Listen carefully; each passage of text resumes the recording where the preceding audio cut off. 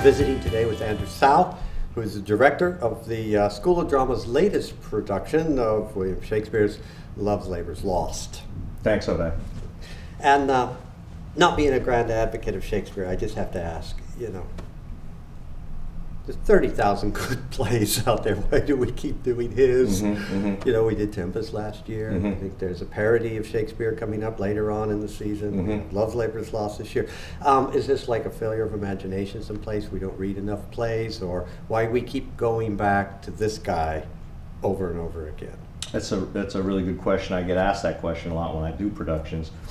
And, you know, it's for me at least, a pretty simple answer. And that is that in the English-speaking world, and I'm going to go ahead and venture to say beyond that in Western culture, there really wasn't before, and hasn't been since, a playwright who has been able to describe, illustrate, and speak to the human experience on the scale that Shakespeare does. So there's something about the resonances and the continual sort of truths that are embedded in his plays that are just for us a continual wellspring of knowledge and insight into the human experience.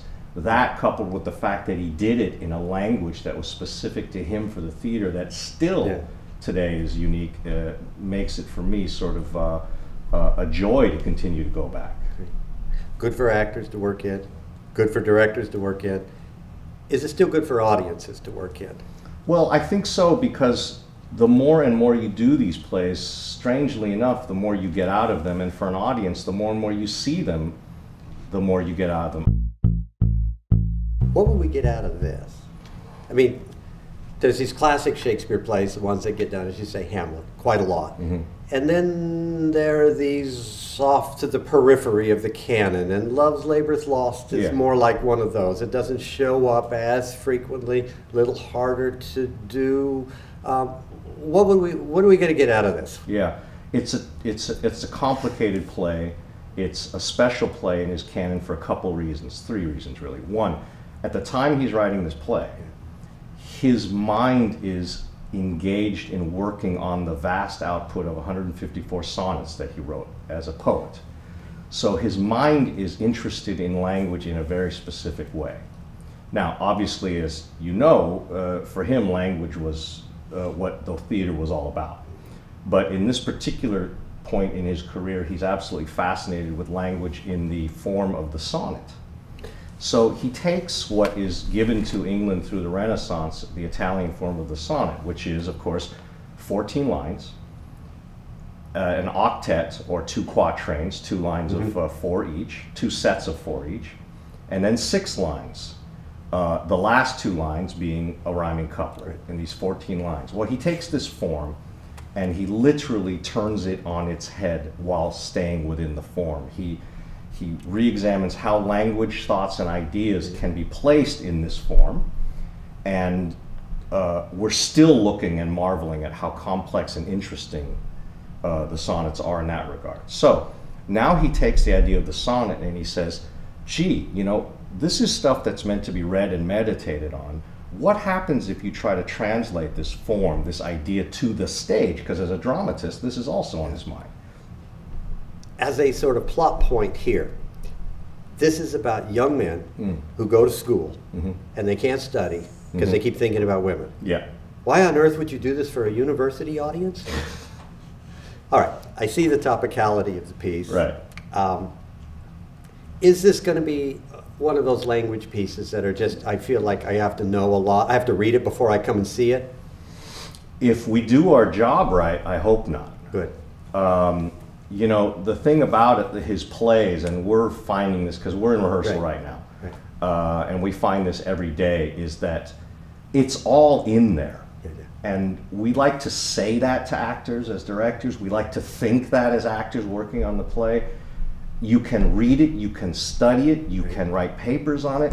It's not until you live it as a living, breathing human being in a relationship that you really see that it is all in there. That in fact, if you really stop and think about what you are saying through this kind of language, all the information you need That's why Shakespeare's plays work without any stage directions, without any settings. They were written for a bare stage, really without much costuming, really without much lighting and scenic effect, because the language contains everything you need to know. So if we do our job right with the enhancement of lighting and stage and scenic and costume, we should be able to shine a light on it in a way that's really interesting for today. This is our last question about all this is because university productions tend to be different than, say, you know, commercial ventures at the regional theaters downtown and such like that. How are we different? What's our, why we do theater? How is that different from why they do theater? Mm-hmm. And is that in some way tied to the university mission in some way? Mm-hmm. Mm-hmm. It's a layered answer, and the primary focus is the teaching. The teaching of the students in our undergraduate and graduate programs in acting, in design, in directing, and it's a chance for them to begin to, if you will, build a relationship with playwriting on this scale, on this level. It's their opportunity in life to begin what we hope is a lifelong relationship that's going to actually become a creative relationship with Shakespeare over their lifetime. So that's the first thing in terms of the teaching. It's an exposure and a first-hand experience with a classic work like this. Beyond that, one of the great opportunities we have here is this thing we like to call research. Now, usually for people that hear that word, it means somewhere off in a lab or somewhere writing a book and doing that and publishing or putting out the results of some series of tests. But in the theater, research is taking the material and examining it through a series of lenses and experiences in order to discover, to make discovery happen, right? So while we're teaching, we're also examining this piece and asking questions about it, right?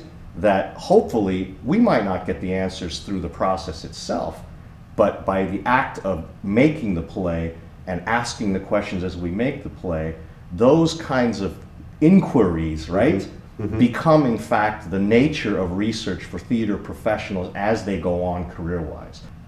Well, it is our hopes that we can carry the conversation on into the classroom after the production, and to be able to watch and to view and to question, mm-hmm. and to come back and to get impassioned about something, or to mm-hmm. be curious about something, or maybe to just sort of let this be the first Shakespeare play mm-hmm. in a lifetime of good Shakespeare, because there's plenty of it to be had.